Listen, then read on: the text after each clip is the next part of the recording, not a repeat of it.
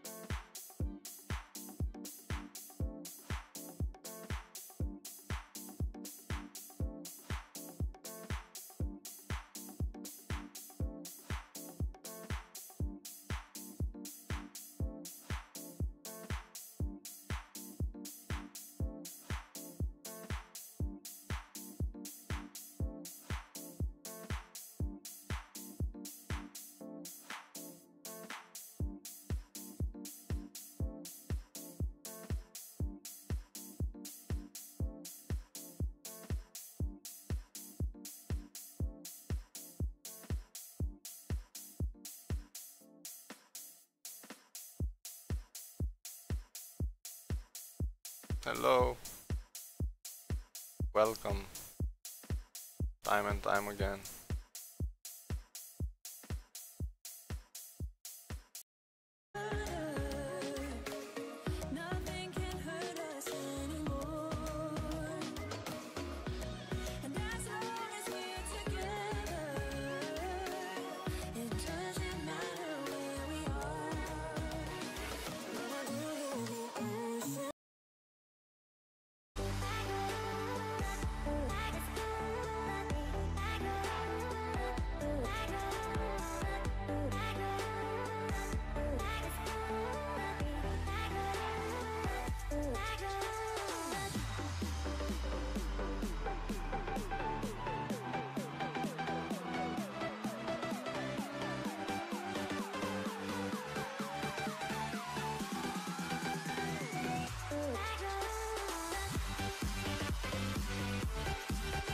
I cannot listen to all of this. You can only extend an item once. Well, there is actually one situation in which you can extend it multiple times. For instance, if you're crafting a master craft, you can only add a single slot. But there's an instance when you can have a blade, for instance, you can extend it, craft it, and then extend it again. But if it's already crafted, you can only do it once.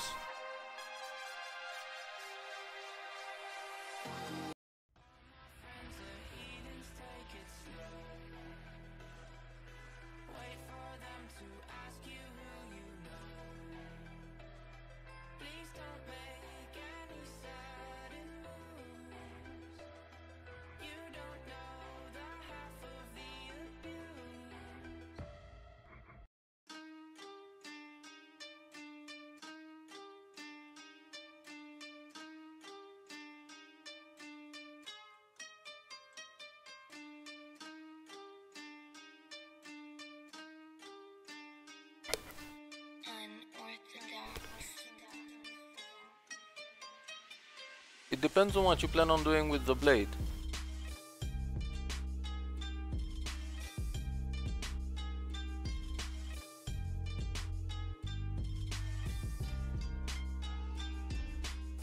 So if I use the extender, the outcome 1 only managed to get... What? If it has one slot, you can only make a second one, yes. But it depends on the blade. Like I said, if you have a maximum craft with one slot, you can extend it, make a master craft, and then extend that one as well.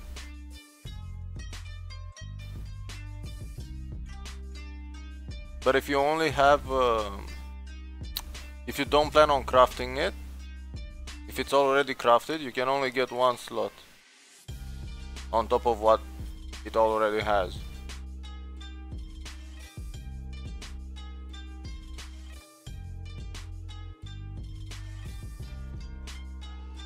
But you know, even one slotted, it's a yellow craft, does it maximum? Yellow ones are maximum, yes. It should have 18% critical damage on it. That's how you know it's a maximum craft.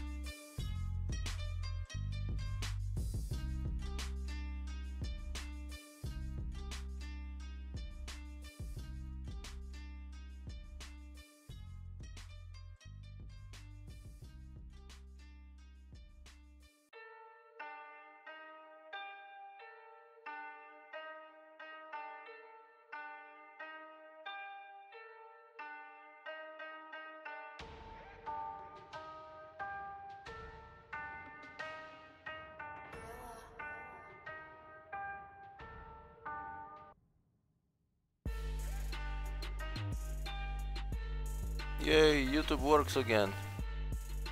I'm seeing people watching us on YouTube. So it definitely works again. That's nice. You don't have to do anything.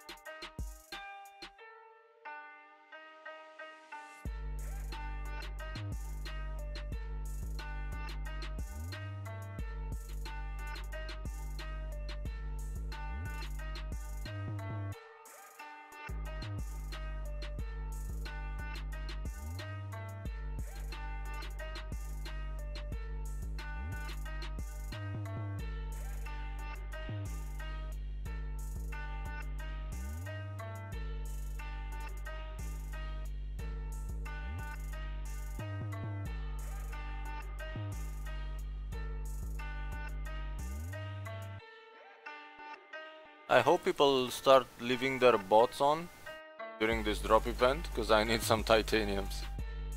So hopefully people will try to get some bikes in Port Lux, and that's how I'll get titaniums.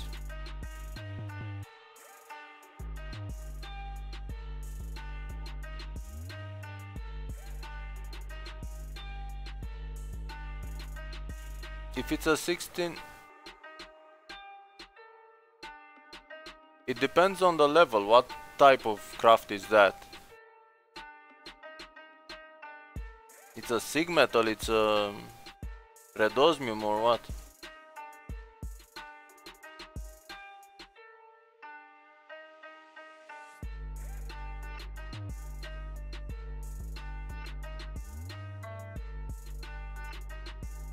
Because you have different values depending on the type of craft.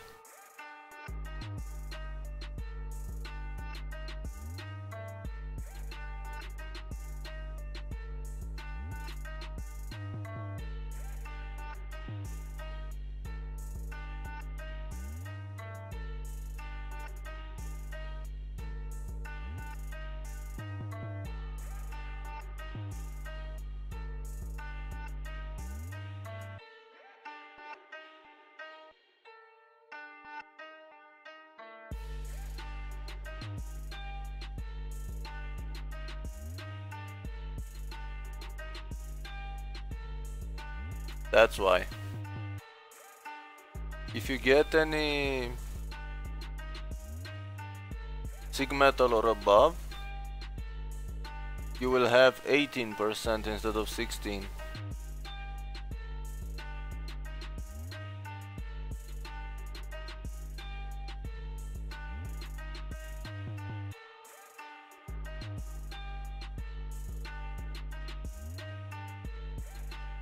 Sig metal, mithril and arcridium have 18% critical damage as the highest craft bonus. Why would you want to buy red osmiums?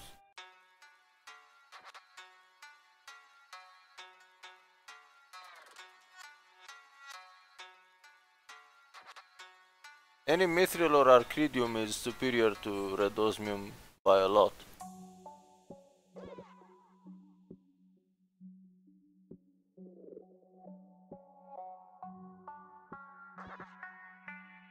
In this patch at least, it makes no sense to go for anything below red osmium, below sig metal. Sig metal should be the lowest type of item that you buy, I guess. Because there's not much benefit in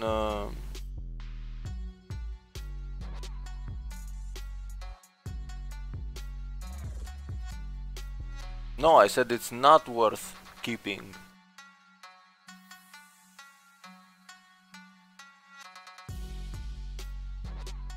Go for at least a sig metal blade. That's why I always go for arcridium.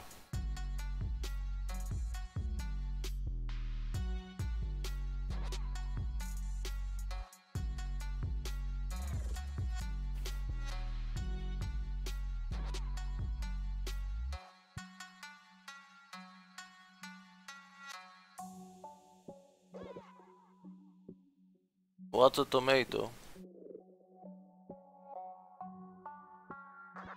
I guess I'm missing the joke.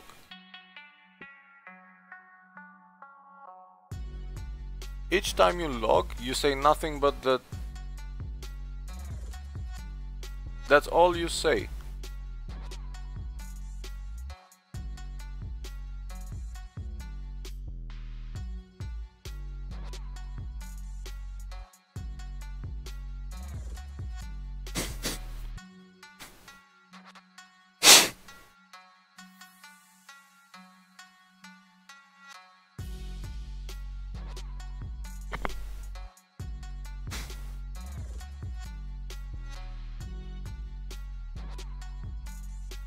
Are you trying to buy your first blades?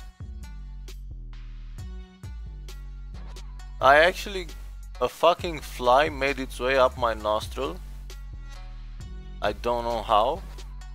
I just inhaled and the bitch went in. So I had to push her out.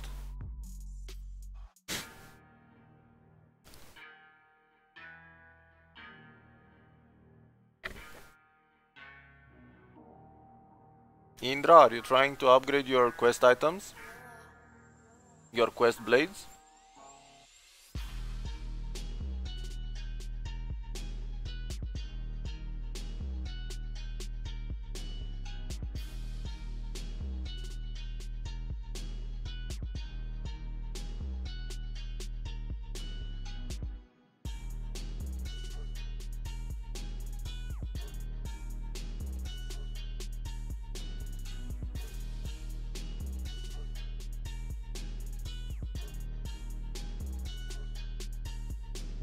Are you trying to upgrade your weapons from the quest items?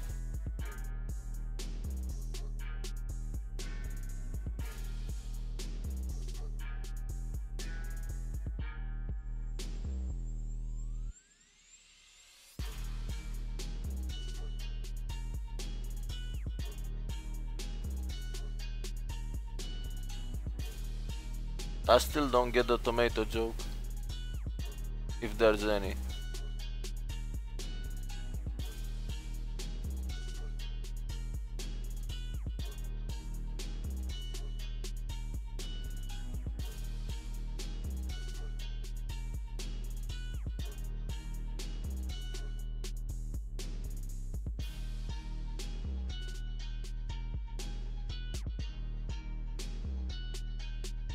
If you're trying to get better items than the quest ones, you should look for a mithril.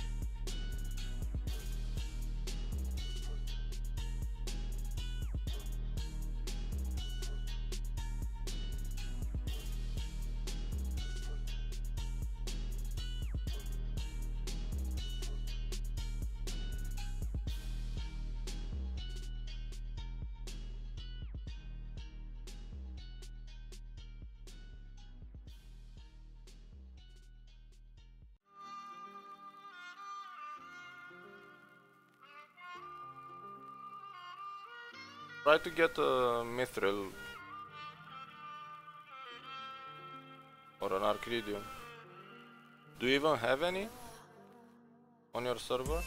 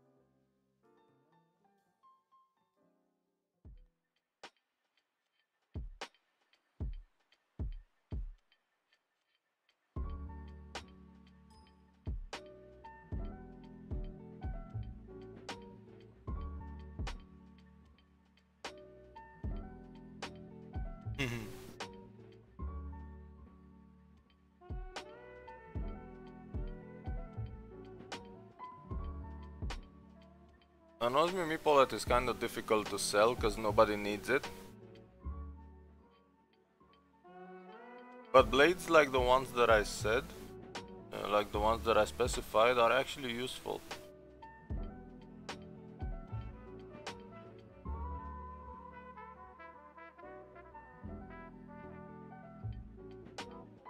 Yeah, exactly. And you get something like this, which is super good in the very beginning. Especially when you don't have critical rate from items. It helps a lot to have weapons with critical rate. One slot. Never mind. If it's one slot, it needs to be 8%. So 8% one slot equals 26.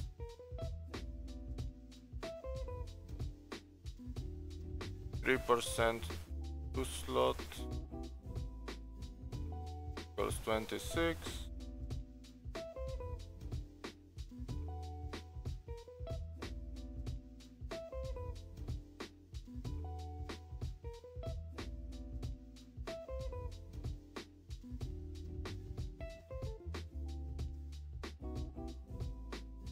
They dish out the same amount of damage, but you crit much more often, so overall they're better.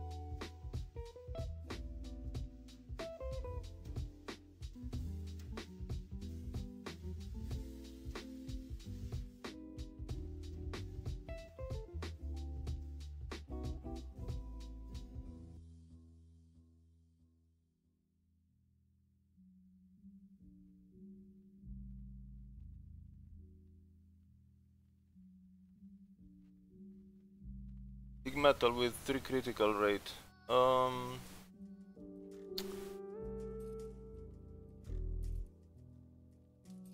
It's kind of low.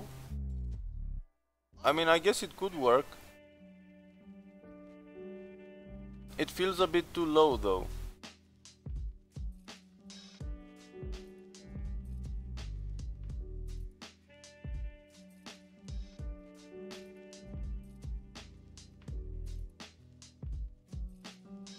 Usually on a sig metal level you wanna go for perfect crafts because the attack is much lower, and so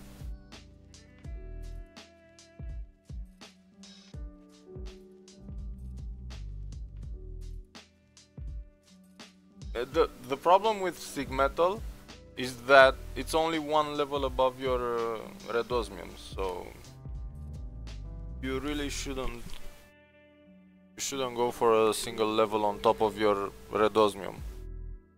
Mithrils or arcridiums would be 2 levels or 3 levels above, and that's why they're usually a better idea. But if you only go for sig, that's 1 level above, so it's almost not worth it.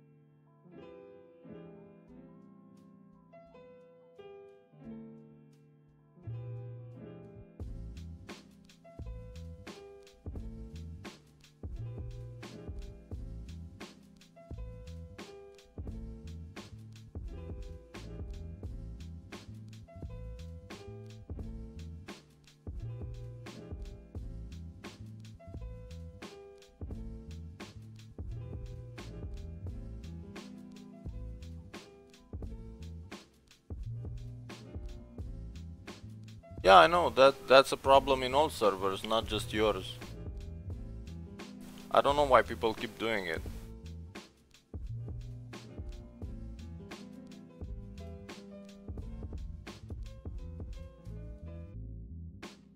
Because how are you supposed to get those 740 items if you have nothing? It's not like you're just gonna magically go to a dungeon and start dropping the things you need. So obviously even 30% critical damage or 26% critical damage, those are actually good for newcomers. Exactly.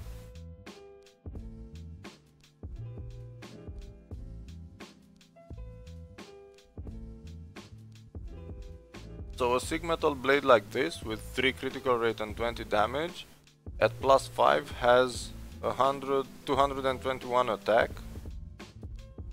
221 attack.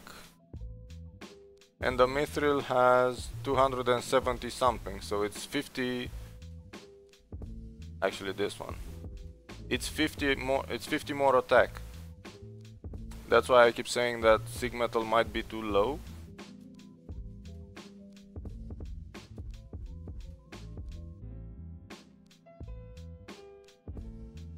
You need something like this.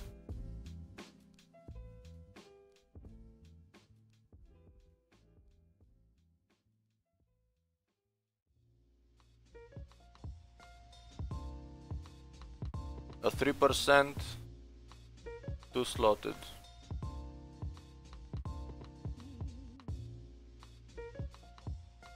Or even go for a katana, because katanas are usually cheaper.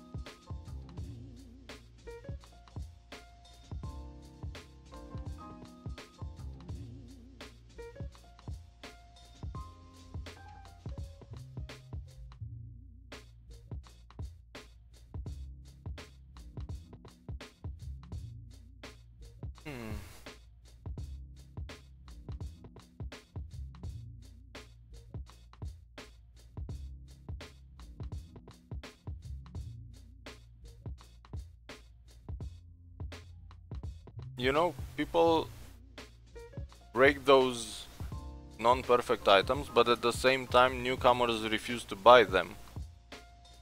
Because if someone would buy them, people would stop transmuting them, but because nobody does, I guess they're kind of forced. Oh, that's definitely nice. That's actually very nice.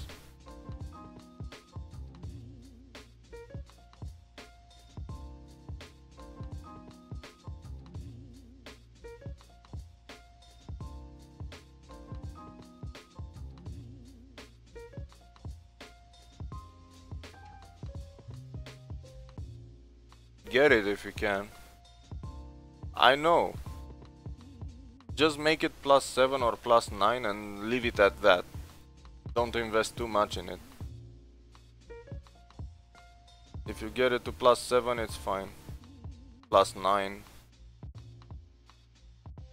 Because you'll use it to farm some better items.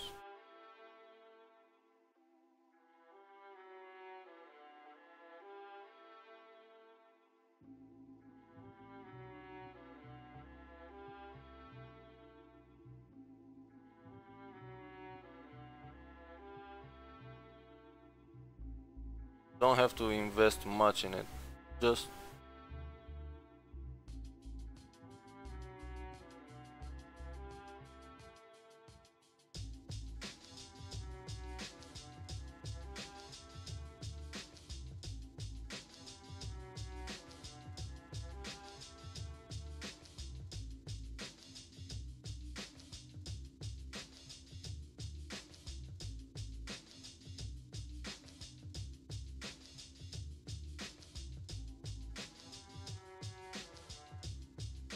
You just have to use it for a couple of levels, maybe up until 190, you know, just until you get some better drops. But it will definitely speed you up.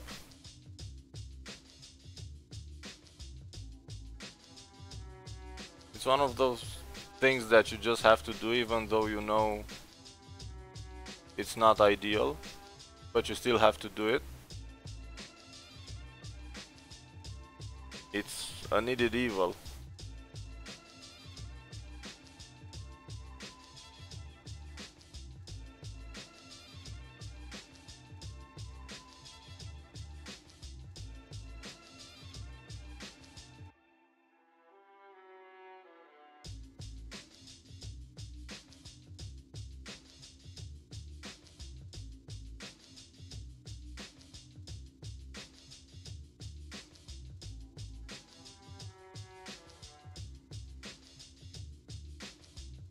Ruina Station, Epaulet of the Dead level 1,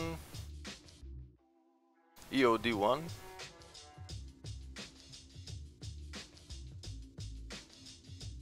Maybe even in Undead Ground during the event, because Undead Ground is full of mobs that drop Shadow Titanium, especially with the drop event.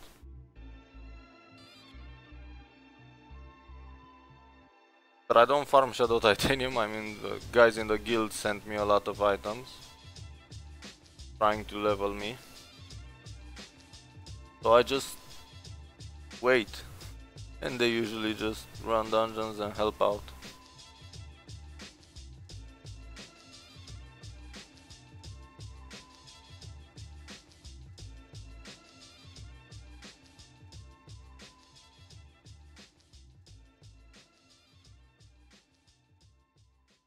Good evening, welcome.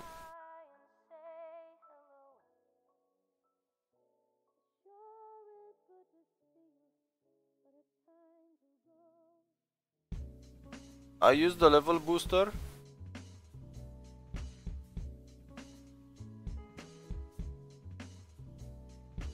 because I'm only interested in drop rate and experience anyway, so for me it makes sense to only have that.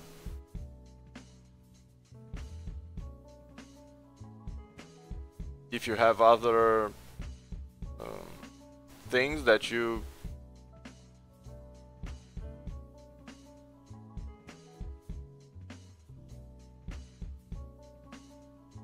need from a premium service, I guess you can get another one.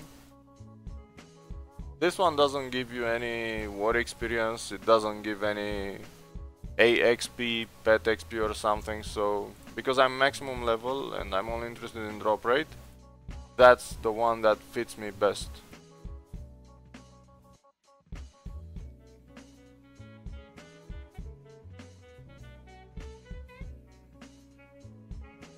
You're welcome. And it also helps if you're planning on leveling more characters, because it's a 100% bonus across your account, so it definitely helps if you're leveling more characters than just one. It just goes faster.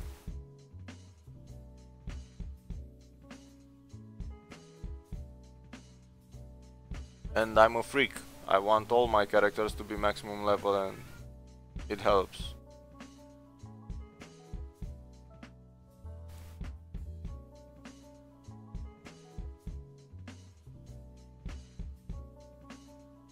Huh?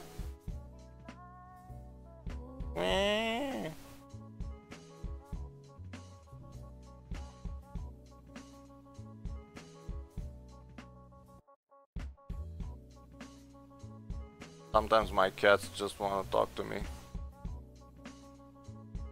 What weapon slots would be good for helm, suit, glove and boots? What do you mean?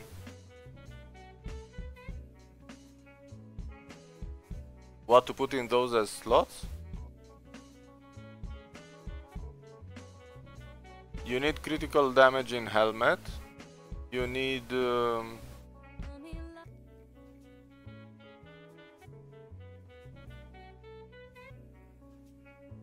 So you need critical damaging helmet, you need HP absorbing gloves, you need maximum HP limit increase on boots, at least for the beginning, and the suit can get 50 HP, or you can just try for random and maybe hope to get maximum crit rate. But like I said, this is only to keep you alive and to do dungeons.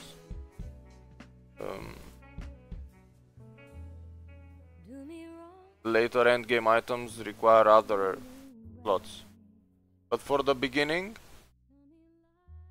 that should help.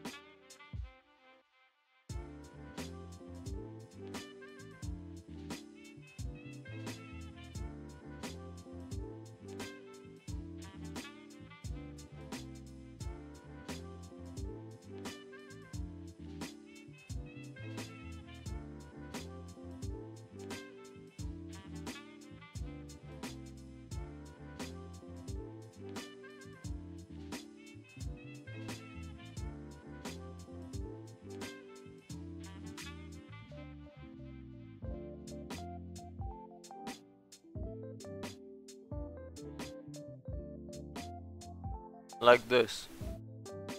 You get maximum HP steal in the boots, you get HP steal in the glove, critical damage in the helm, and the suit I actually tried getting maximum crit rate and it ended up being 50 HP. So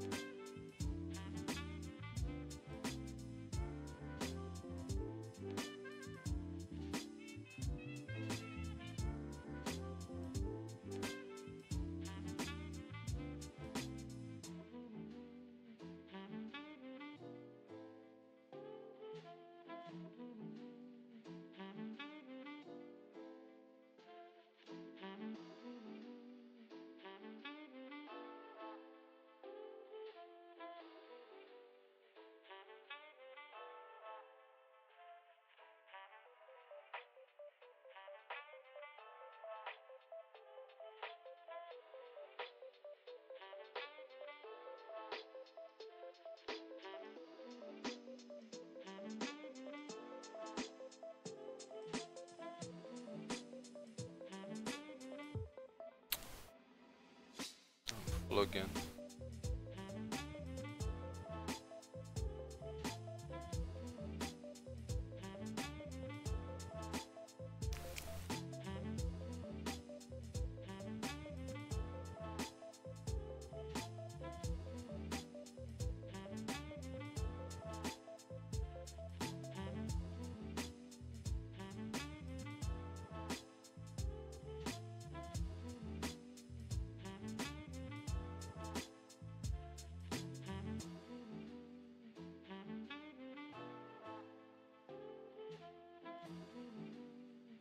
Random in suit and hope for maximum crit rate, crit damage in helm,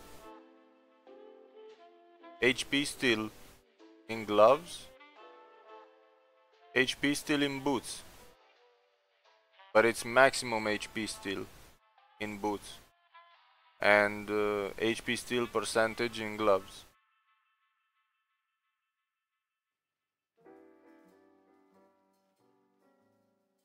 So you get percent in glove and plus HP still in boots. Random in suit. Crit damage in orb, in helm.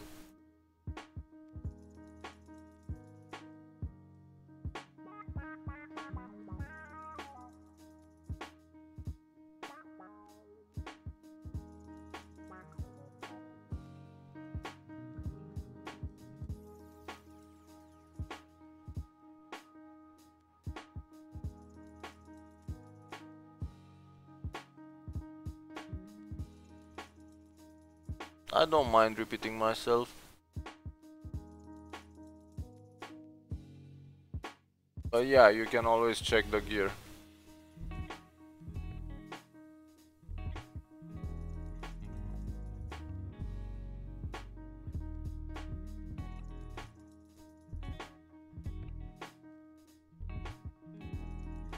No problem.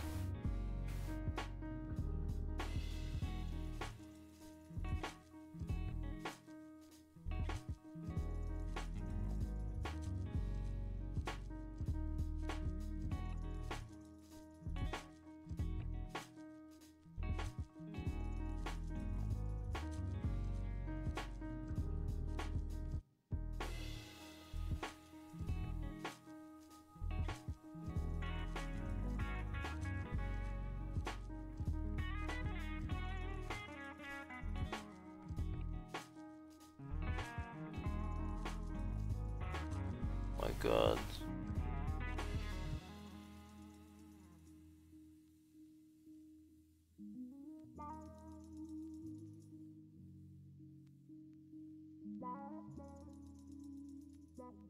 Ah, I'm so getting annoyed by this. I'm literally using every inch of my account. There's nothing more that I can store. Absolutely everything is full.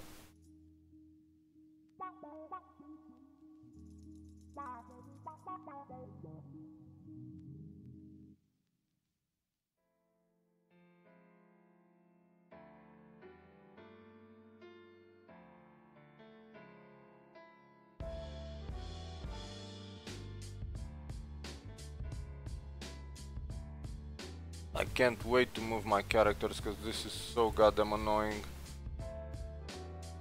I cannot move a single item in my inventory without breaking the arrangement.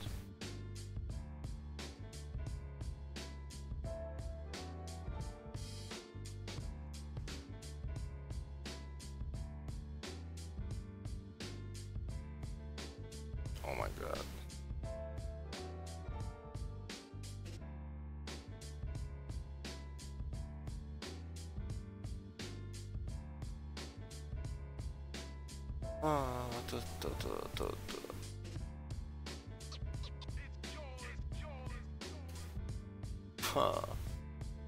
I have to log off. So fucking stupid.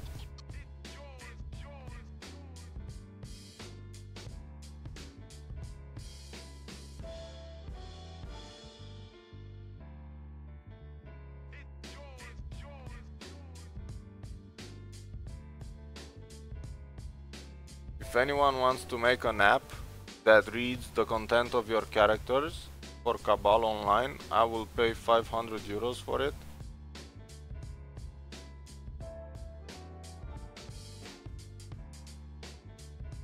Because I just need to open an application then that tells me you have this on those characters, you have this on those characters, and so on. I need one so badly.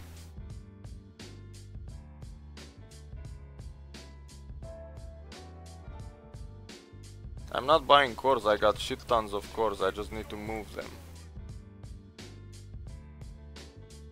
Like I said, I have so many things on the account that I no longer remember where's what. Yay, 2 slots. I made room for 2 things. What's it gonna be?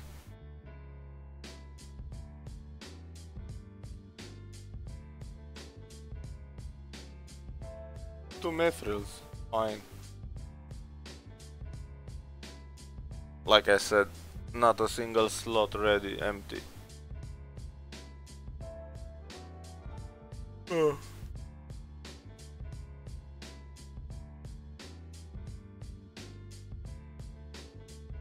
Even my mailbox is full. If you look at my mailbox, I got 100 emails, and I have 100 emails on almost all my characters.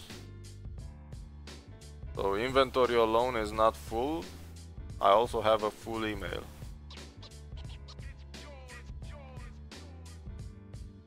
So if anyone wanted to email me, don't. Just don't.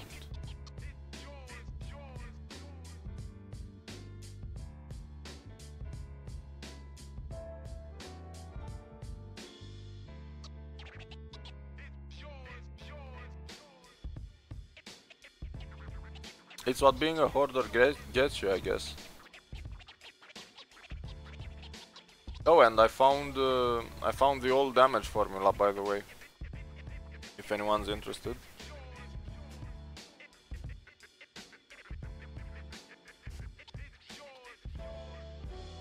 7 people on Twitch, 16 people on YouTube. Interesting.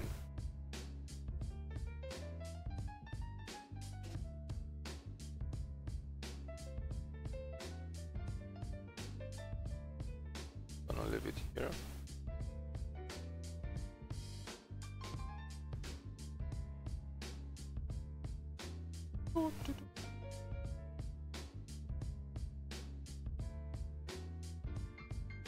The fuck is using this one?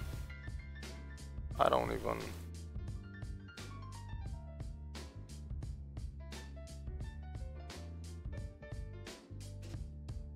Actually, I'm not even gonna waste materials on these.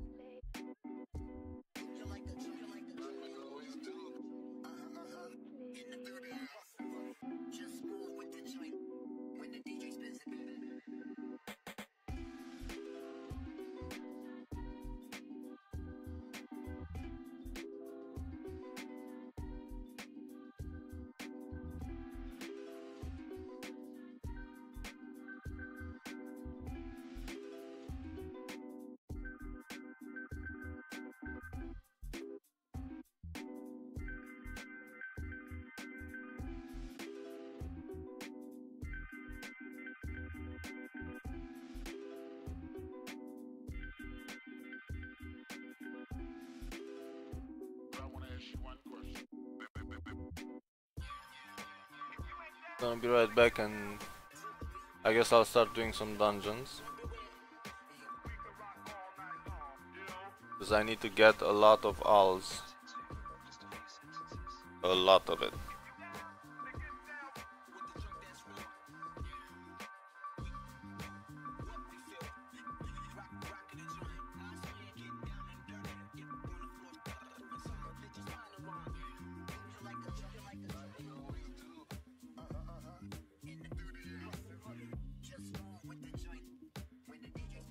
So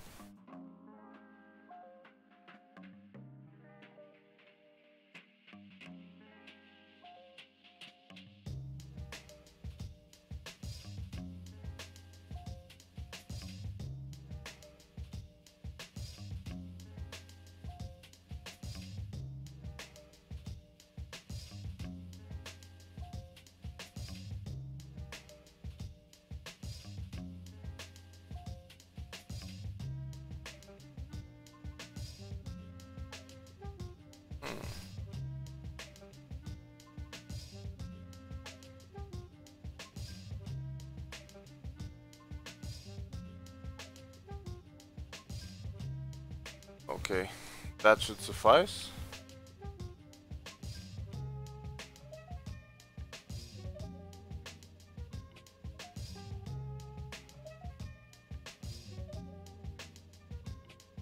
Now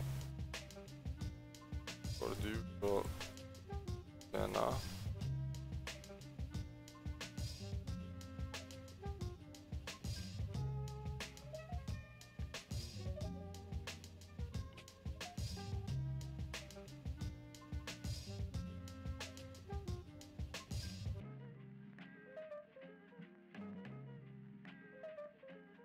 Man, it's such a cheap dungeon.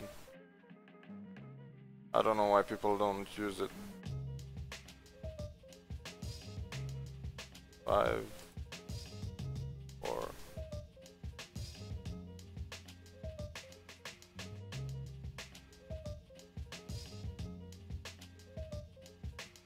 I'll be right back and then dungeoning. Just a second.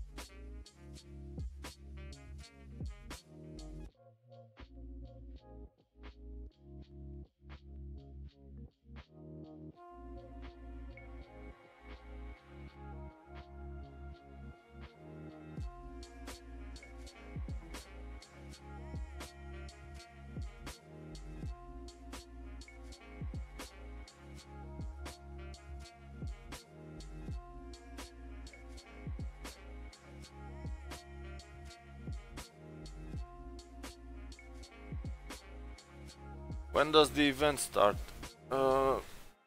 In 4 hours? No, 6 hours? In 6 hours.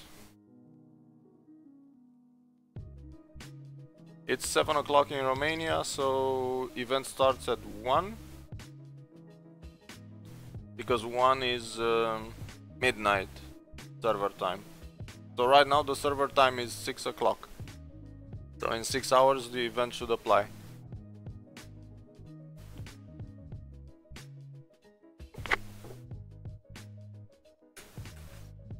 So I got 6 hours of doing Altar of Siena.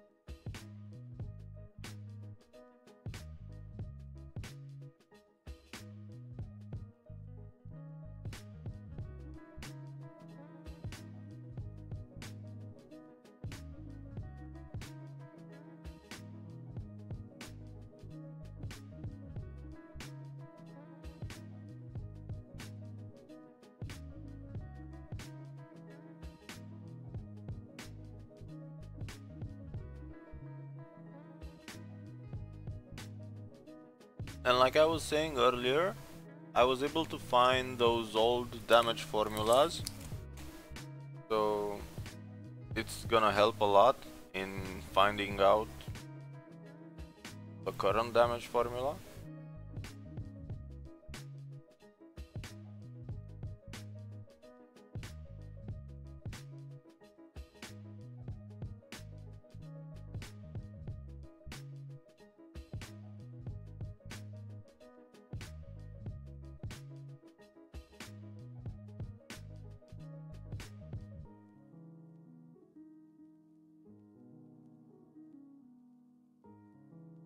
But I still need people to join me for a couple of PvPs just to see how everything works.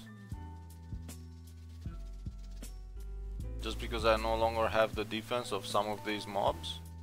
If I had the defense of mobs it would have been easier, but I have to go through PvPing to find out which is which.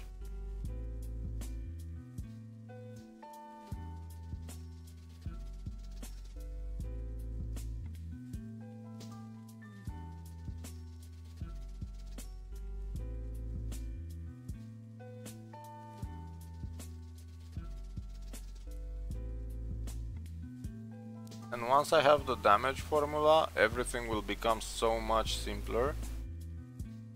Because then you can find an average DPS where you can finish a dungeon. For instance, if I know my damage output, I can do the math on a BM, for instance, and I can find out how much damage I deal on average for each BM, and then know if I can do a dungeon or not based on how much average DPS you need in order to finish the dungeon.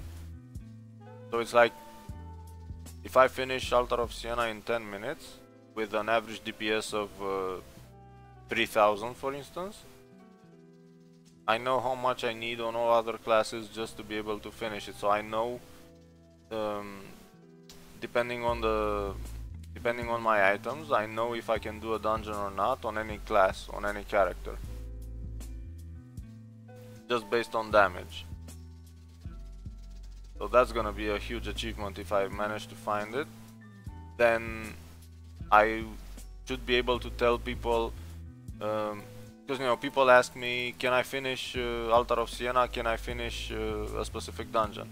And if I get the damage formula right, I just ask them to introduce or to insert their stats in a calculator, and it tells them which dungeon you can do in which amount of time. So it's like a planner, because it will also tell you how much it takes to do a dungeon at a specific level.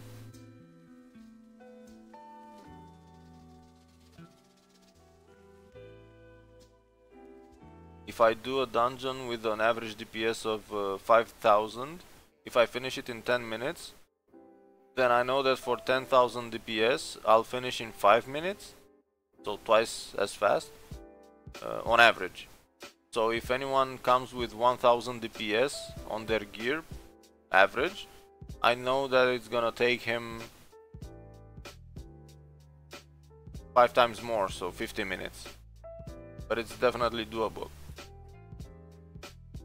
Obviously nobody's gonna have an average DPS of 1000, but I'm just saying.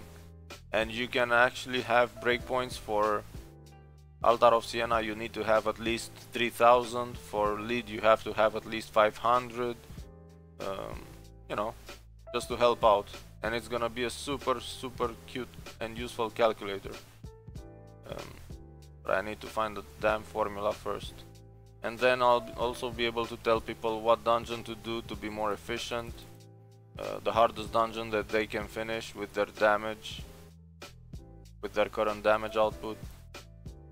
So it's just a lot of things that suddenly you know about the game.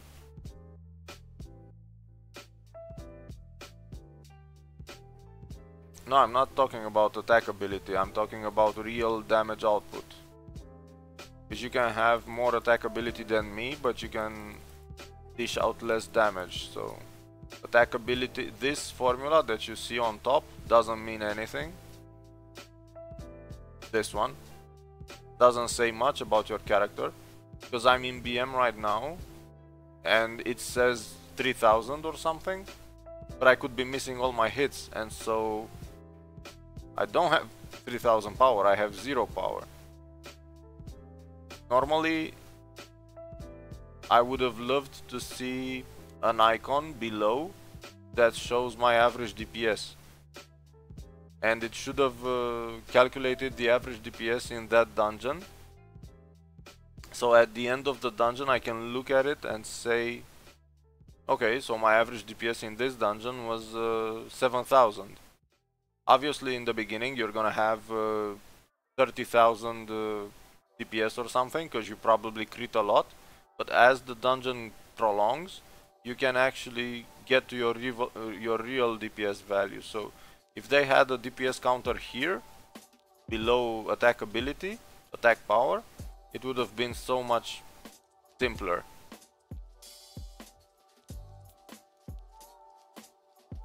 Because you would be able to see how much average DPS you dealt, and then look at all else. Probably, you know, you would just have a screen comparing average DPS of everyone, and you would know who's the leech, you would know who deals the most damage, you would know a lot of things.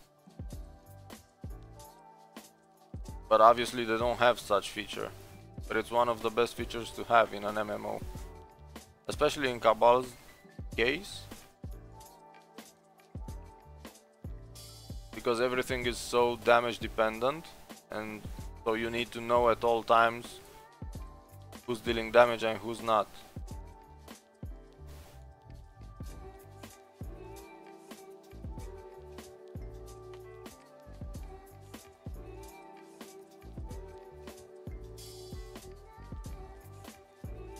And one such counter would help a lot, because people can look at your character and see the average DPS in your last 5 runs or so. So when you partied them for a specific dungeon and they ask you what's your average DPS, you can just look at the dungeon and tell them, well, for this dungeon it's, yeah, definitely. It helps people by telling them, yes, you'll be able to do it, no, you won't be able to do it, yes, you should change your dungeon to a difficult one, no, you should stick to Lake in Dusk, for instance. But we don't have that, so people don't know until the moment you actually go, until the moment you go in, you don't know how you're gonna handle the dungeon or not. And it doesn't make sense. So I'm trying to change that and make my own DPS meter. But it won't work inside the dungeon, it will work on paper, so outside of the dungeon. And it will let you know if you can finish a specific dungeon or not based on your items. and based on what other people used. Because if you look at damage, if you look at a DPS meter, the class no longer matters, because the mobs have the same amount of HP regardless of the class you're going in with. So obviously it's gonna be easier for a higher DPS in class to finish it, for instance Blader, but it doesn't mean that another class cannot finish it even if it takes longer, right? So if you know the value, you know you definitely finish it. How fast? Well, that depends on you. If you dance, if you have Arionel, if you're a Blader, if you're a Wizard, if you're a Force Archer, if you're a different class, but at least you know you can finish it, because other people dealt that amount of damage. So you on average need that amount of damage to finish it. Because if I have an average DPS of 5000 for instance, and I need 10 minutes, because Altar of Siena has 60 minutes, it means that you can finish it with 5000 divided by 6. So it means you can finish it if you have 900 attack, DPS, sorry. So as long as you get 900 DPS, you know you can finish it. You also know that it's gonna take you 50 minutes or 60 minutes. So you do the math and you see if it's worth doing one Siena in 1 hour or 10 leads in 1 hour. So that's what I mean by it's gonna help us in multiple ways.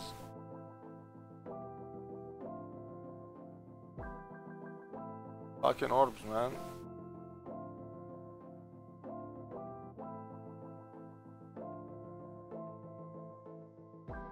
A lot of people underestimate the power of math in games, but in a game like Cabal, for instance, which is very mathematical, having all this knowledge to help you is like paramount to developing your character in an efficient way.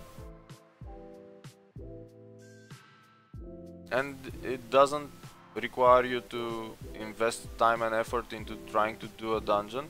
You just know you'll be able to finish it or not. And in other MMOs, I don't remember which was the one that I saw, in which I saw this feature, but it actually showed you an estimation of how much DPS you would make, and it would tell you, instead of times, it would show you the DPS value, because DPS is obviously damage over time, so time is irrelevant. And instead of having people sorted by time of completion of dungeon, they had them sorted by DPS, because if you have more DPS, you obviously finish sooner. So it's, instead of showing the time, they showed the damage over time, and that was much more relevant. And in that comparison screen, you could look at your own character and it would make an estimation of your DPS, and it would show you that the #1 Blader, for instance, did FT2 solo with an average of 9000 DPS, and you have 3200. And nobody with 3200 has finished the dungeon, because all of them have 5000 plus, and so you know that you still don't have the DPS to solo FT2. And that's a fucking game feature that most games need, and most games don't have. And it's so super easy to make.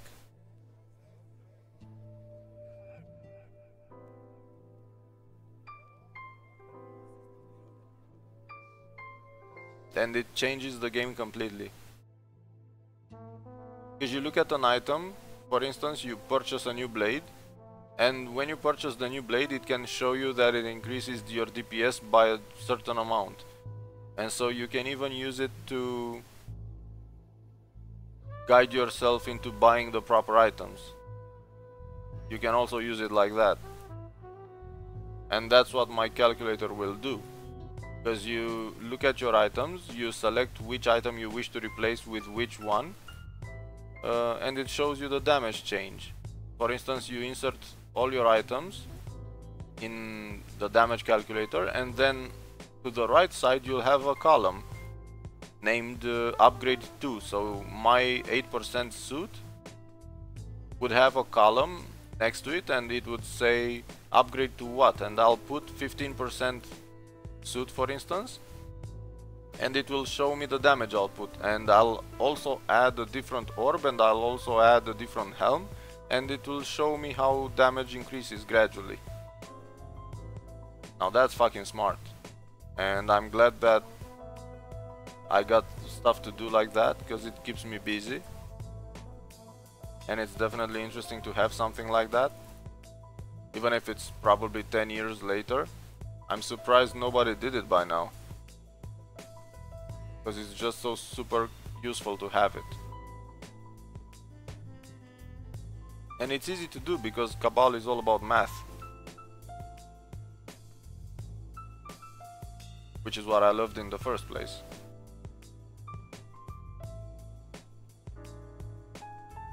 It's not like Vindictus or any other game where you can dodge hits just by moving out of the way.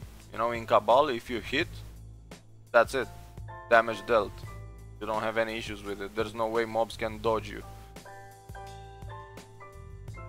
And even if they do dodge, you still get, because it only lowers your DPS, and so DPS is still good. Yeah, exactly. All games are made of math. So if a monster like this stuns you or dodges, your DPS just goes lower, but that's it, you know. And in time you'll have an average.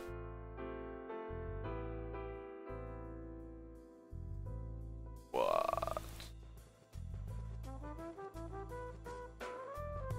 Is anyone on Mercury or Mars from chat willing to help me find the damage formula?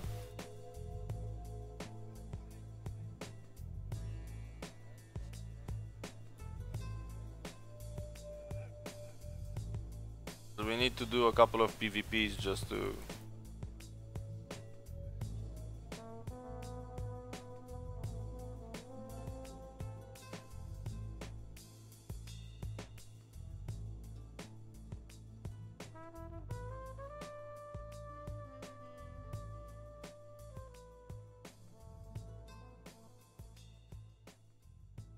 In fact, I don't think I need anyone.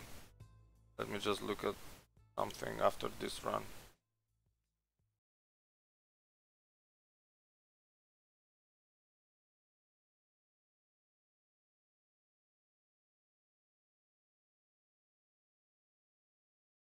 Yeah, I might be able to do it without anyone's help so that I don't keep you guys busy. I just need to look at a couple of values.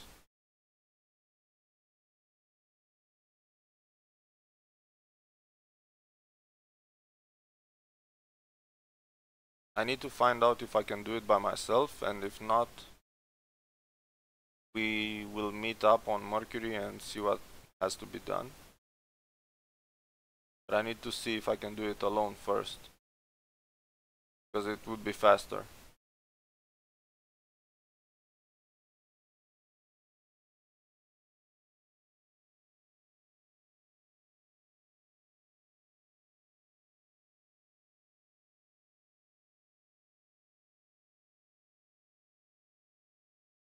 Let's see.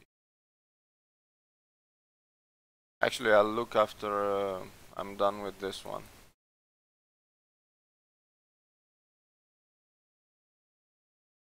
Oops, music stopped. You're right. Just a sec.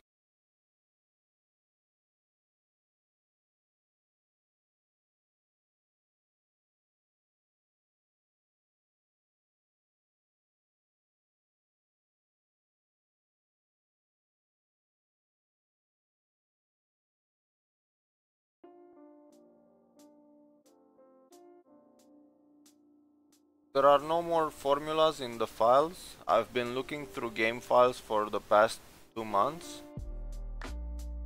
Nowadays everything is hard-coded on the server side, and all you have in the client is pointers to those server values. But even so, damage calculation wouldn't be done on the client side, so there's no reason to have any files which contain formulas of damage. Nobody would put damage formulas in the client, because then you can just edit your client and deal super high amounts of damage. So everything that has to do with math is done on the server.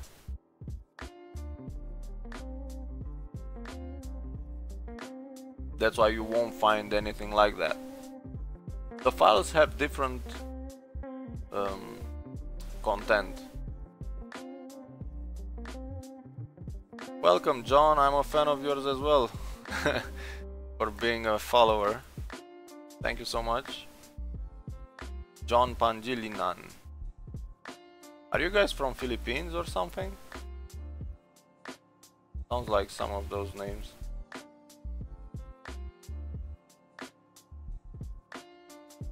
Southeast Asia or something.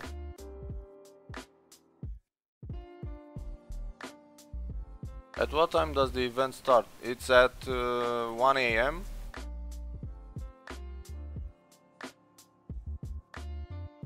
If you type time, you will see the server time. I just need to have system message. So right now, if you look at server time, it's 6:25 PM. And event starts at 12 PM, well 12 AM.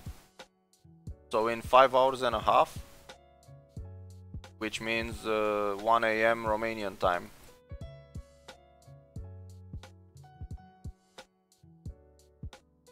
So just write flash time, like so. Obviously not, what the fuck. It's all about server time. Just look at the server time. So it's 00 server time, event begins.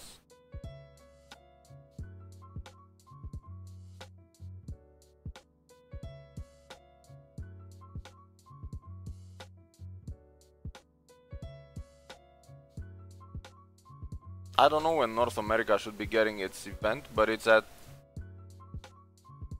000. You're watching the fight on Saturday. Greg McConnor with Floyd? Is it this Saturday?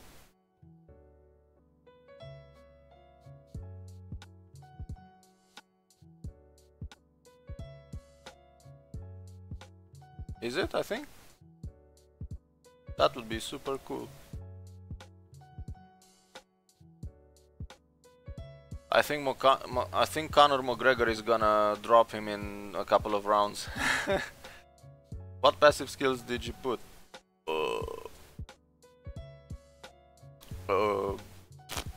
Both defense rate ones, both magic ones, and the attack rate one, the big one. So I have HP, the big attack rate, both magic, and both reflex, both defense rate.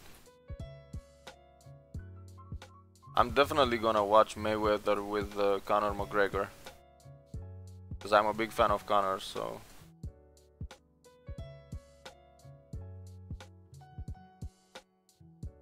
Yeah, Friday, midnight, depending on your region. Write time and see when that is. For Cabal Online Europe, like I said, it's in 5 hours and a half.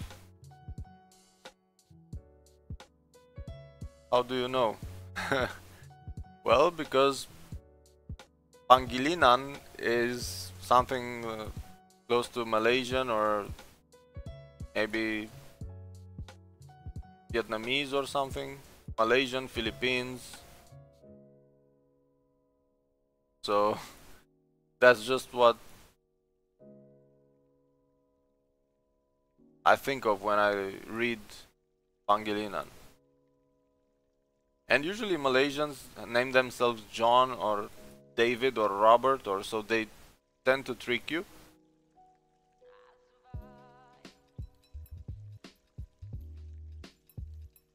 We don't get the bingo. The bingo is still running. We get the 400% bonus. So in 5 hours, in 5 hours and a half, you'll have 400% drop rate. Why didn't the S-Soft add time zone selection feature to game yet? Well, you know, 2005 game, what did you expect? Let's be honest. It's a good thing to have in most games, I know. Then again, games usually tell the time of your computer. So your computer should be set on the proper time zone, and so you just look at your computer. I guess that's one of the reasons why they don't put it in game. They could add it at any moment, yes, but nobody does development on Cabal anymore. This game is probably maintained by 5 or 6 people.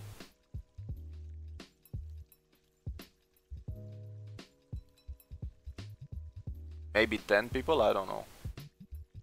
But it's definitely not a whole team, and there's definitely no room for new features.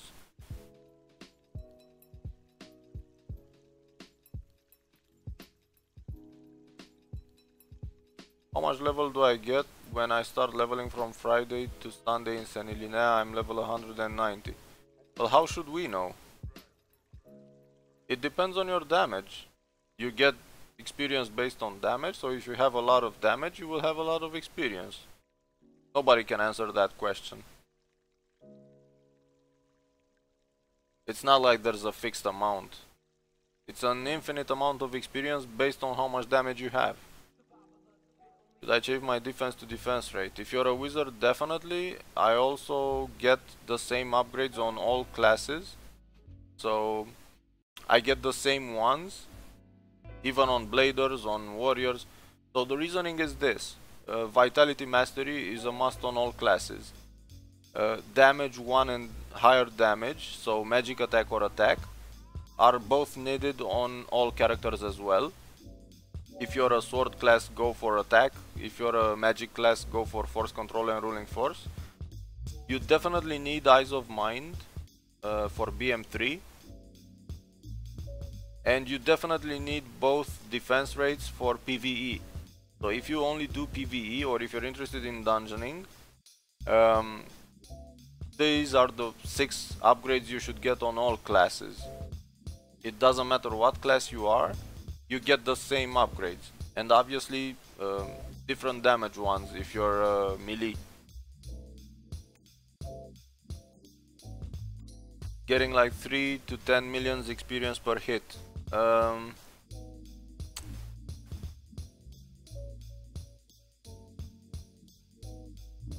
That's not much.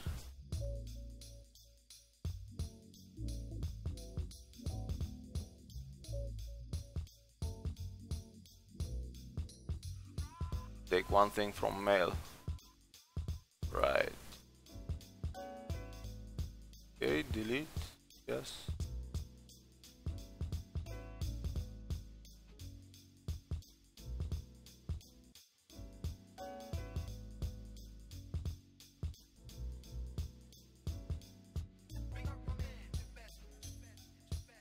No worries, man. So yeah, you need the same upgrades on all classes. Magic if you use magic, sword if you use sword, both defense rate, HP, and the big attack rate. If you get like 10 million experience per hit, you should be able to get to 193 at least, maybe 194.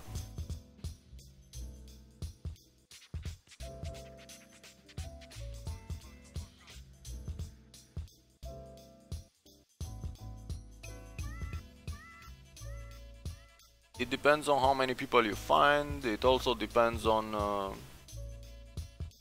what's different between evasion and defense rate.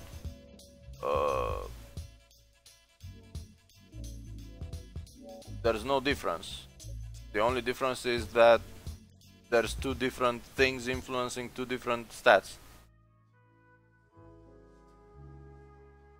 So if you look at your detailed stats, fuck it. If you look at detailed stats, you're gonna see that you have attack rate and defense rate, right? So attack rate goes versus defense rate. Magic and attack go versus defense. Accuracy goes versus evasion. Penetration goes versus damage reduction. Ignore evasion goes versus evasion. Ignore damage reduction goes versus damage reduction. You know? That's the difference. In both cases you don't get hit, but the difference is that you need different stats. So in order to not... Actually, let me go from the beginning. When you block, it means defense rate was successful, right? So block means mobs evaded, means you need accuracy. Miss, no, sorry, block is with attack rate. So block, mobs evaded, you need more attack rate. Miss, mobs flee, you need more accuracy. John, I told you you should get defense rate on all classes.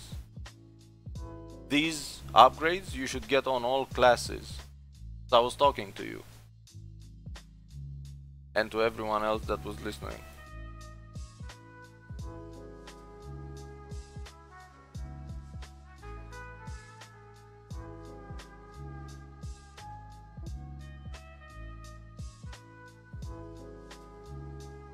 So there are a lot of stats now, and each stat has a counter stat.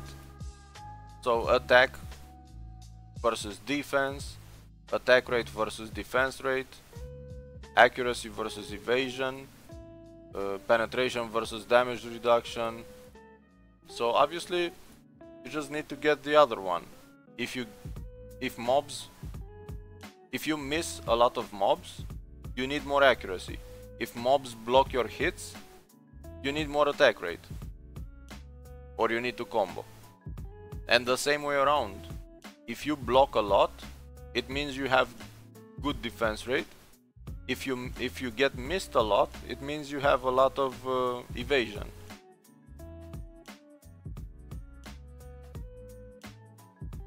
That's what it boils down to.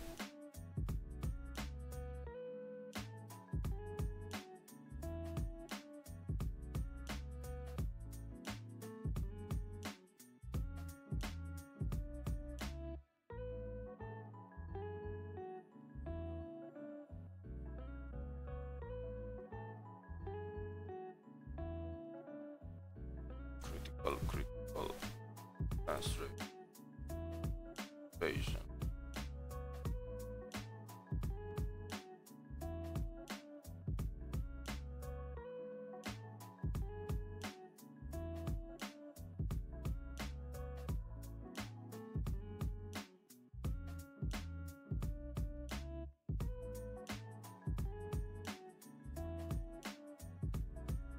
And instead of oh my god, so nowadays you no longer have attack and magic and so on. Now you also have ignore things. So if you have ignore evasion, it's like having accuracy.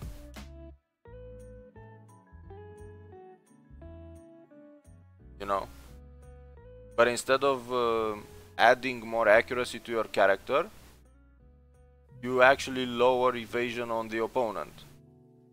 And same for damage reduction. Instead of you having more penetration, the enemy just has less damage reduction. And the same, instead of you getting more critical rate and maximum critical rate, the monster has less resistance to your critical rate.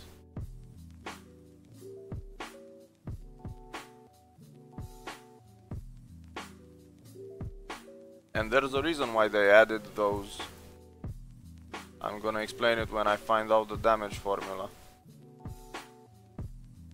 Because they don't work in the same way. For instance, critical rate from your items are different than critical rate from buffs or debuffs.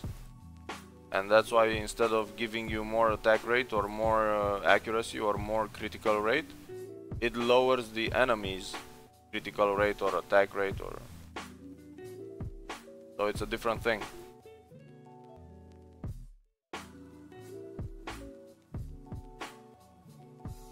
There's definitely another way to power creep, but I'm just saying that, for instance, ignore resist critical rate, right? If you have 50% critical rate and the enemy has 0% resist, you're gonna have 50. But if you have 50% critical rate and the monster, the enemy has 8% resist to critical rate, then instead of you getting 55 critical rate, he's gonna have 3% resist. So that's why I'm saying it's different.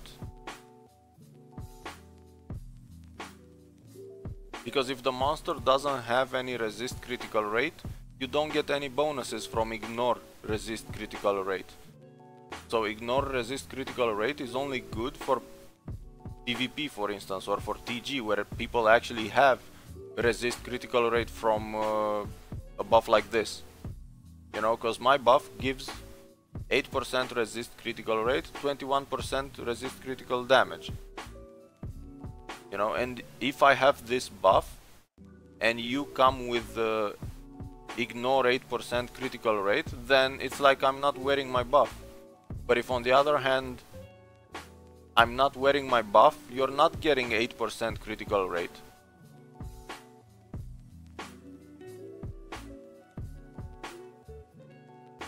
What works like resist crit rate down? No, it's not like that.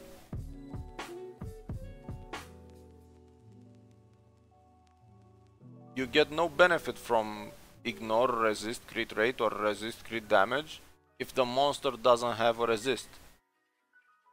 That's what I'm saying. It doesn't give you more crit rate, it ignores crit rate, resist.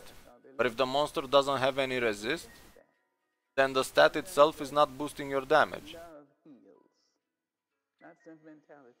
That's why getting ignore resist critical rate is not as good as getting crit rate, period. Because getting more crit rate fixes both issues, you know. If you have 60% crit rate and the monster has 8% resist, you're gonna have 52 crit rate.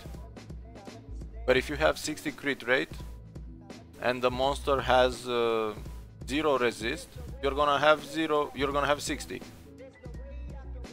So there's no point in getting 52 critical rate and then 8% more in resist, in ignore resist, because not all monsters and people have a resist. So there's no point in boosting your ignore, but there's a point in boosting your crit rate, period. Because with crit rate you get more damage regardless. I don't know how to explain it. I mean, in my head it makes a lot of sense, but maybe I'm not being very good at explaining how it works. But if you see it on paper, you're gonna notice immediately.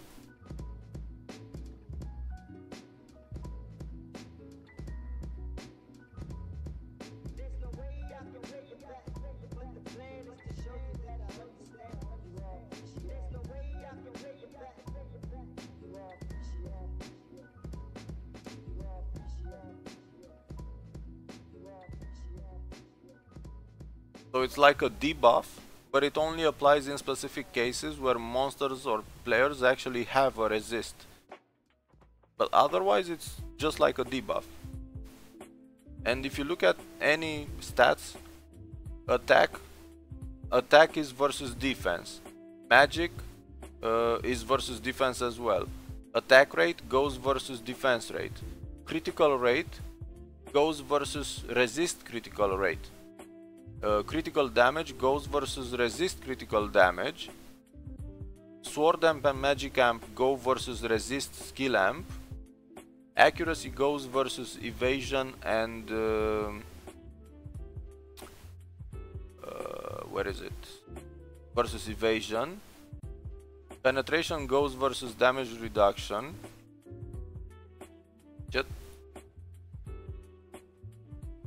Additional damage goes versus defense. Minimum damage is just minimum damage. It only works on non-crits anyway. Ignore evasion goes versus cancel ignore evasion. Final damage increased goes versus final damage decreased. Ignore damage reduction goes versus cancel ignore damage reduction. And ignore resist critical rate goes versus cancel where is it? I guess it's versus resist critical rate. Yeah. So both critical rate and ignore resist critical rate affect the same value.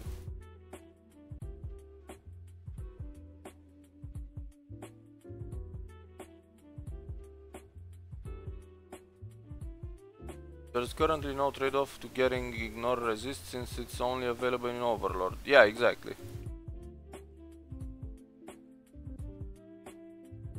I'm just saying that maybe you shouldn't invest in it as a means to boosting your critical rate, because a lot of people looked at those Overlord levels and they immediately assumed that they're gonna get a critical rate buff.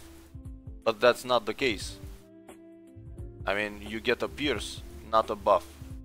So it doesn't apply for monsters or players that don't have a defensive mechanism versus that function, right?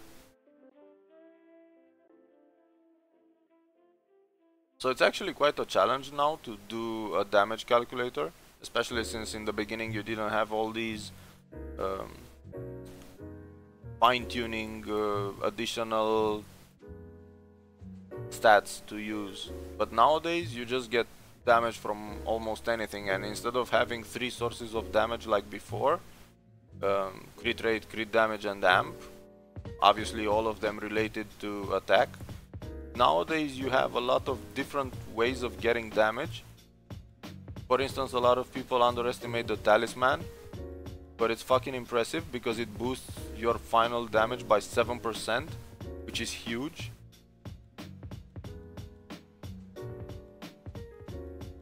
So it's all the small things like that that just keep adding to your damage. I mean, look at this whole fucking list. Back in the day, we stopped at magic skill amp and that was it. So we had attack, crit rate, crit damage and amp. And that was it, and additional damage. Now you got accuracy, you got penetration, you got ignore evasion, final damage, ignore damage reduction, ignore resist critical rate. I'm like, what the fuck? When I came back, I looked at this table and I immediately realized that depending on the type of dungeons that you run, you have to get different items. Because for instance, if you go to EOD B3F, mobs there will have a lot of damage reduction and evasion. I went to Senilinea and I couldn't hit mobs. I couldn't hit them because they all missed. They all blocked, they all missed, and I was like, what the fuck? This is not a place for people without plus 15 gear. Because I don't have attack rate. So instead of going BM and having 6000 attack rate, I decided to combo. Just to be sure that I don't miss. And that's why I'm getting a lot more experience by comboing instead of going BM2 or BM3. Because I miss and get blocked so often that I'm actually dealing less damage. Exactly, and bosses are even more extreme, so definitely they added another layer like this for high level dungeons. So if you do Sienna 1 for instance, like I'm doing, you might not need penetration or accuracy, which is fine, but as soon as you go to higher level dungeons, I think penetration and accuracy are gonna play a huge role in your damage output. And having plus 15 weapons as well, and having a shit ton of attack rate in general is just nice, which is why I got my defense upgrade, upgrade with attack rate, because I realized I would be in Senilinea and I couldn't level. So that's why I got my upgrade. You know, 87 damage, 87 defense, or how much you get from damage absorb, is nothing if you start missing people. So as soon as I got my attack rate, I actually started living more in Senilinea and surviving easier.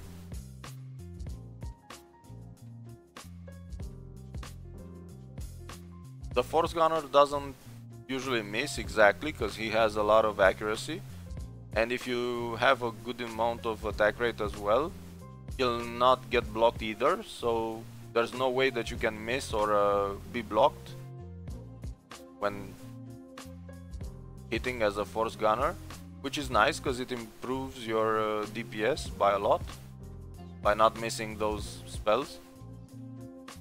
So a lot of people just assume that damage is all it takes, but you have to look at how often you hit as well as what's the damage on your hit. And if you have low attack rate or low accuracy, then you're gonna lose a lot of damage, because each of those blocked or missed hits could be 30,000 damage. So overall, it just drops your DPS by a lot. Which is why I tell people going to Senilinea, don't go BM, combo. And that's also the reason why it's more efficient to go there without a macro, because on a macro you just auto attack, right? So you miss a lot.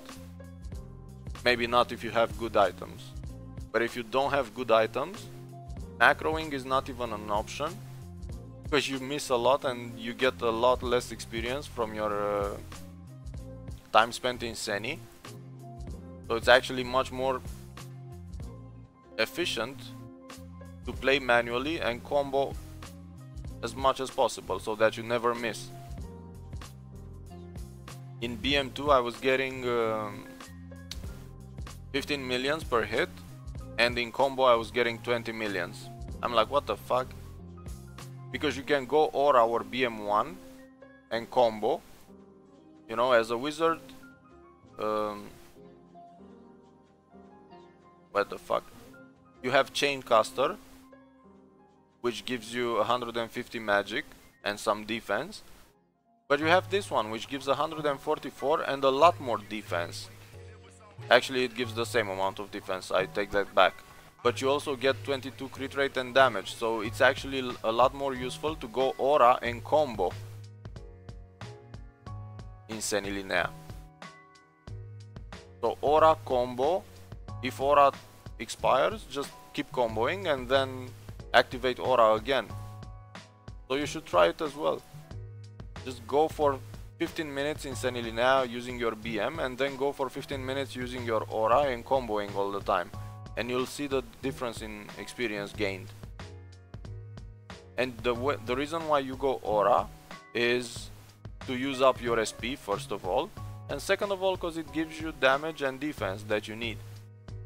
So it kind of balances out the fact that you're not going in BM2 or BM3. So you just go Aura and you dish out a bit less damage, but much more consistent and easier to survive.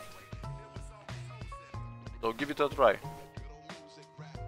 That's how I got my 200. I just kept on going Aura and comboing. And I don't think people noticed. I saw very few people comboing,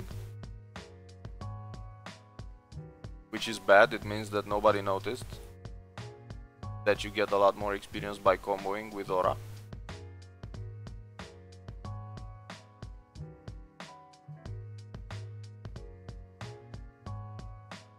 Plus it's an instant cast, you know, it has a cast time of 1 second, so you can just pop it at any moment. It doesn't have any animation like BM2 for instance, or BM3, And plus, as a wizard and as any other class, BM3 is nice, but BM2 is needed to survive easier, as a wizard at least. But if you go aura, you'll be able to cast your regular skills, which also have down and stun, and so it's actually gonna be even easier to survive, because you no longer cast attacks A and B, which unfortunately don't have down. So you'll be casting your regular spells, which have stuns and amp and all the good stuff, right? So you'll actually be dealing a lot more damage in aura and combo than in BM2, for instance. And you'll also be better protected because you combo and mobs get stun locked. And I think that if 3 or 4 players go comboing in Senilinea, the mobs don't hit at all. Because I know the bladers also have stuns and downs, and warriors also have downs. But because everybody goes BM3, mobs just keep hitting you. So it's difficult.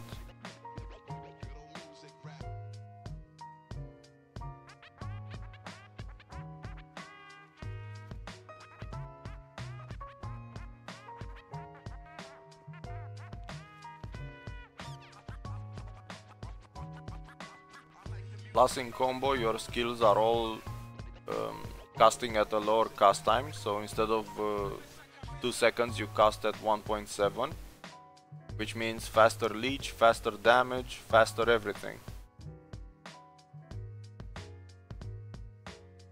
So next time you see people going BM in Senilinea, just laugh at them, because most of the time, probably 1/3 of the time, they're actually missing in BM, especially if they don't have good gear.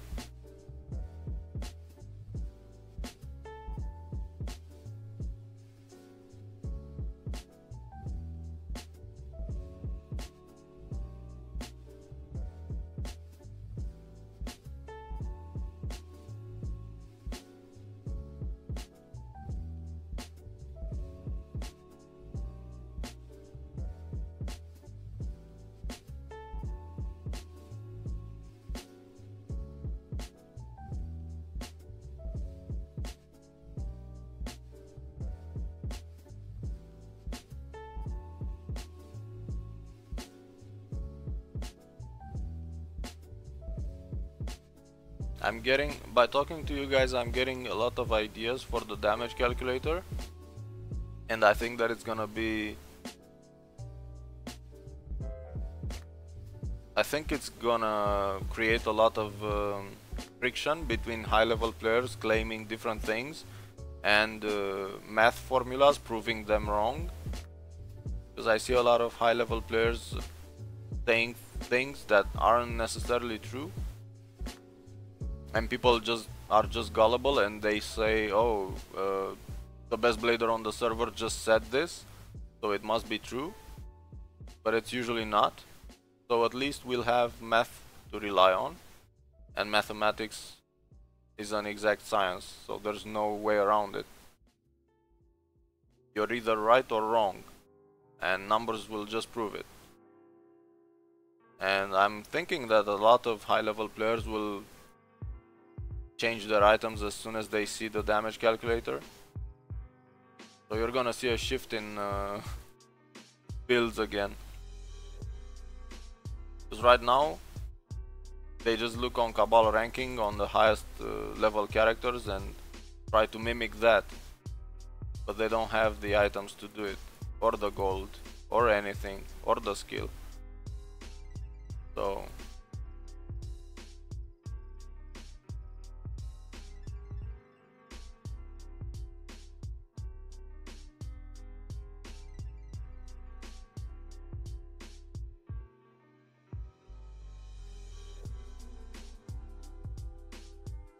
that's the nice part about Cabal, at least. If you don't have complementary items, then you're actually doing a lot worse than you could.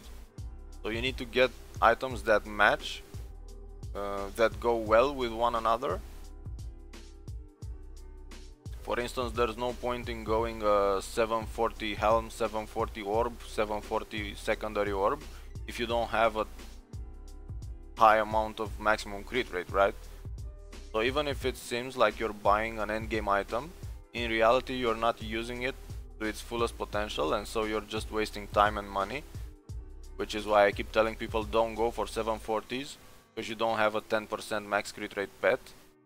And they usually reply with, you're a fucking noob, I saw the #1 blader on my server using it. Yeah, but the #1 blader on your server fucking has a 10% max crit rate pet. You don't. So there's no point for you to get the same weapon as he has, since you don't have the same pet as he has. You know? That's why I keep telling everyone I meet, go for things that go well with one another at your level. Don't get a high-end weapon when the rest of your gear is low level. You have to grow them one by one so that they keep working well with one another. Which is why I did the calculator that I did on the spreadsheet. If you look in it, you'll see that it shows which is the worst item on you, so that you know what to upgrade first, so that people don't use mediocre items to farm for Palladium's 744. Different stats might be the best in different dungeons. So BI, best in slot stats for max damage, is hard to define. Actually, best in slot stats will work in any dungeon. For instance, if you have a best in slot, right? Let's assume you have a perfect weapon which has 7 crit rate, 64 crit damage, 250 accuracy and 100 penetration, for instance. If you do Altar of Siena and mobs don't have damage absorb, for instance, then you won't be using penetration on the orb. But that still doesn't change the fact that 764 is the highest you can get. So there's no other orb that will out damage you, even if you don't use all the properties on it. So even if you I mean, getting the best in slot covers both situations. You don't need different stats for different items. Penetration works on defense. Maybe. I still have to work on that.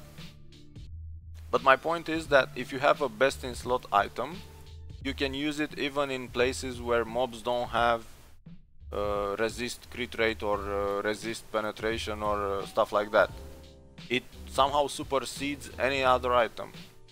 On the other hand, if you get a perfect craft item but you don't have penetration and you go to a dungeon which requires you to have penetration, then yes, you will suffer. But if you get best in slot, you can go anywhere. It just doesn't work the other way around. Because if you don't have best in slot, you can't go anywhere. That's what I'm trying to say.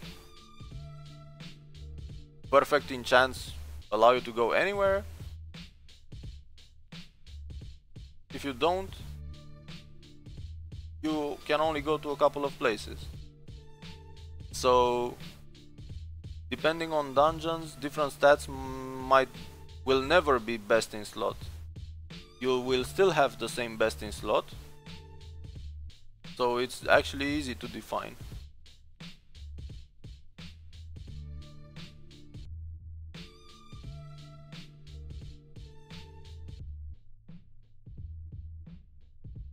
Because it's always the same, regardless of dungeon, you always have the same best in slot.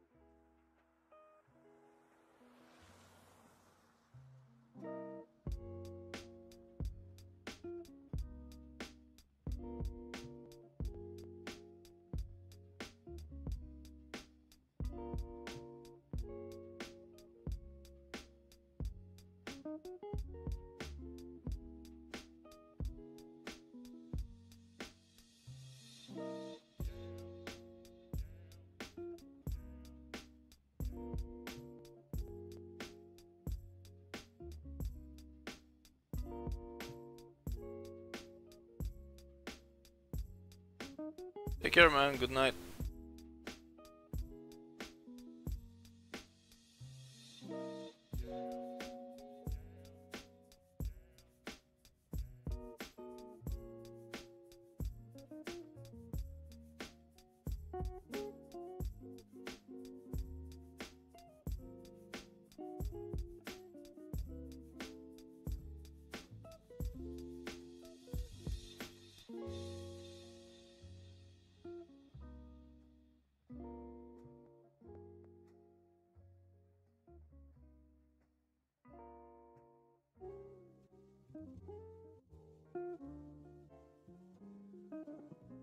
Almost 11,000 power.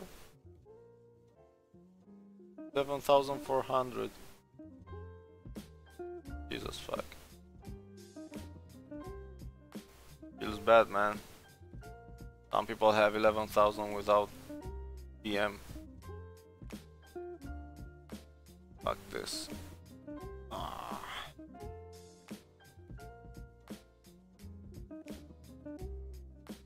Attack rate, no thank you.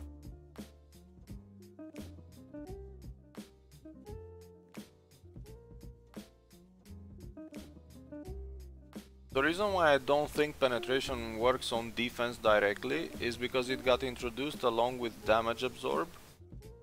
So I think that penetration doesn't do anything if the mob doesn't have damage absorb. But that's just a theory. They could both affect final damage, so in a way defense as well, but I don't think that damage absorb is a way to increase your defense and penetration is a way to decrease your defense. I think they add up multiplicatively instead of additively, and so it's a different formula that I'm just anxious to find. Otherwise they would just increase the defense of mobs and or your attack. So penetration, if it works on defense, penetration works just like magic, and it doesn't. It definitely doesn't work. So 50 penetration won't give me 50 more magic, because that's how defense works. So if penetration works on defense, it's just like getting a 50 magic buff, which is not the case. So I think it works in a different way. Maybe it's a percentage increase, maybe it lowers damage reduction below 0. I don't know. I still have to find out. But I don't think it works on defense, because magic works on defense and attack works on defense, and penetration wouldn't have any... It wouldn't make sense to add a different layer of complexity with penetration and resist damage reduction if you only added more attack. I didn't change my name. It's been Rat Emporium for a while now.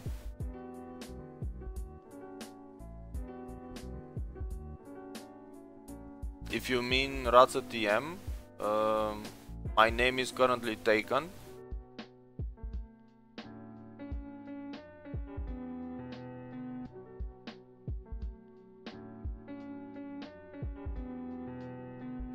If I try to write an email to Ratsa TM, it shows as 166 wizard. So I don't know who this is, but it's not me. So somebody just took my name and is now using it, but I cannot get it back. Probably the guy isn't even active anymore. Which event starts? 400% bonus.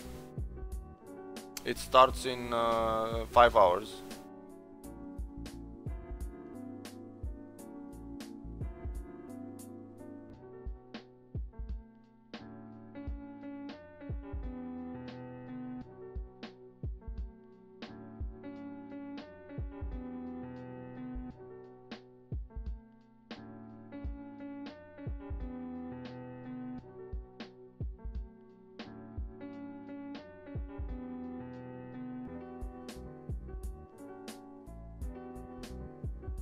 Yep, just like that.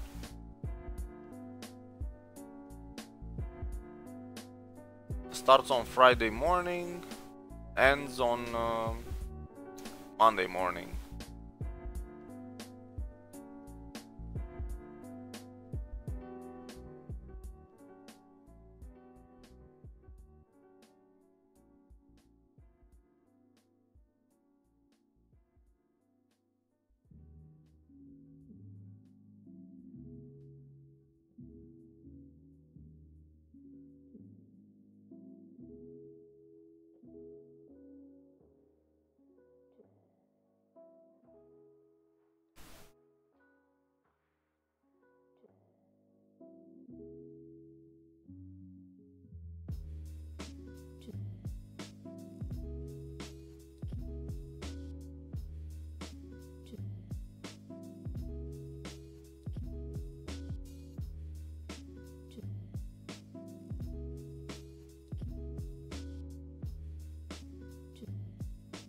I wonder if the current GM team can actually explain the things that I've explained on stream so far. So I was looking at that GM IC, or what her name is, and I don't think she can explain how the damage formula works or even find it.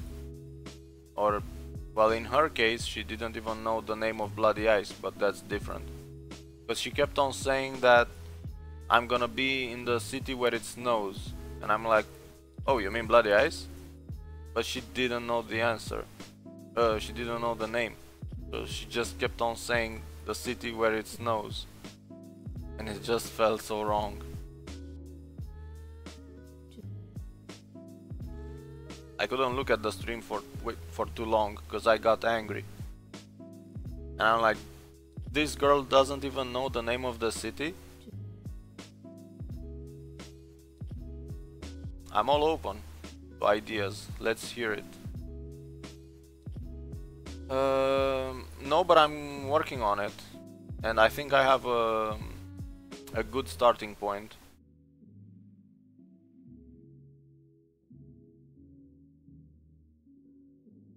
No, it doesn't work like that.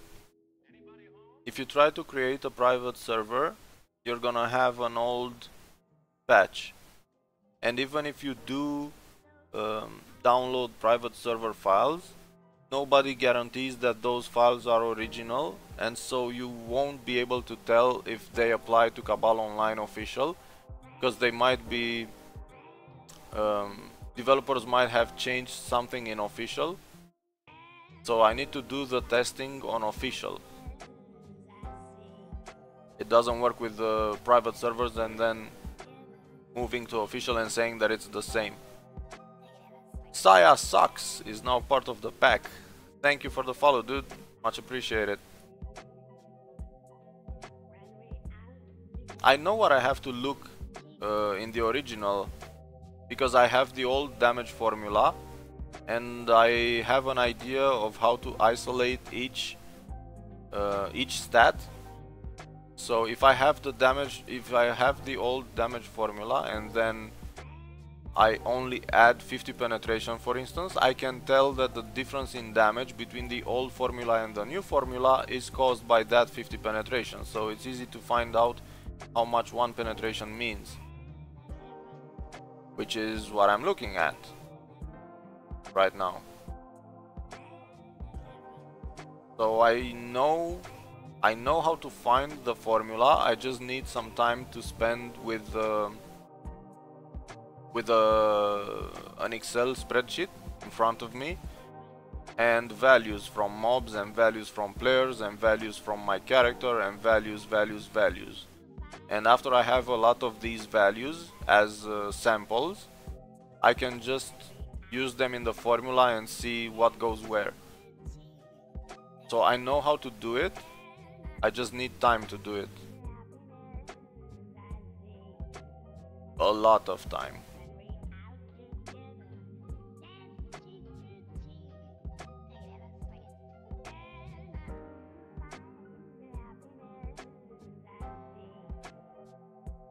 Probably gonna take a week or so to find out the whole thing, especially since I don't have items, so I might need to borrow potions from people or different items.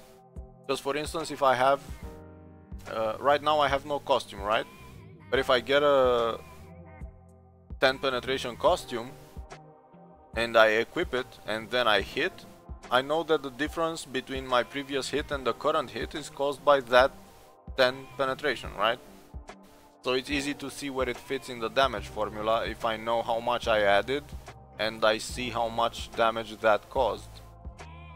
I just need to find items like that to be able to add only the things that I want. Because if I try to hit with my character right now, I probably have 50 stats influencing my damage. So I need to isolate each stat and just go one by one and see, okay, I added 10 penetration, I gained this much damage, and then I move on and I add 5 amp and I see how much damage I get, and then I add a charm with 7% final damage increased, and I see if it increases by 5% or if the place for it in the formula is not where I thought it would be. It's kind of difficult, but it really only takes time. I know how to find it. I've done it before. I'll do it again. I love reverse engineering. I only need time to do it. That's all. Because there's a lot of trial and error until you get the operators in the formula right. Because you don't know whether it's a plus or a multiplication or a minus or a division. So you need to figure out how to get to 9 by having 2 3s. In this case it would be 3 times 3. Right, so you just have values like this. It's 15, 20. How do you get to 300? So it's obviously 15. It's like this. So if I get those values, it's gonna be easy for me to find out where each stat goes, the damage formula.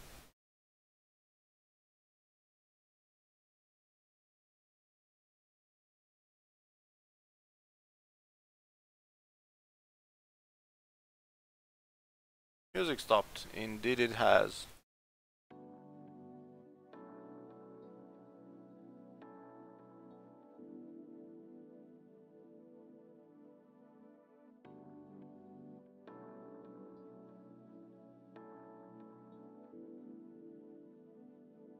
If this world were mine,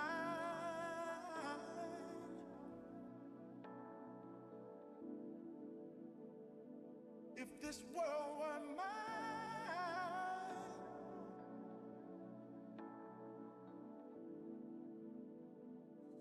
if this world were mine, I'd give you anything. I'd give you the flowers, the birds and the bees. That would be all I need. If this world were mine, I'd give you anything. Rock Knight. No man. It's gonna be a rather long stream, so I can't. I wish I could, but it just drives people away. Right now we have 31 viewers, 15 on Twitch and 16 on YouTube. Actually, it's 15 on Twitch and 20 on YouTube.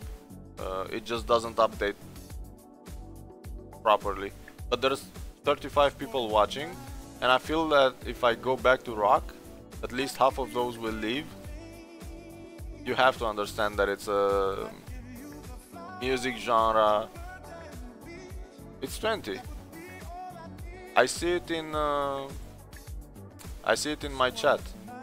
It's 15 and 9 in 18 now. So one left. Anyway,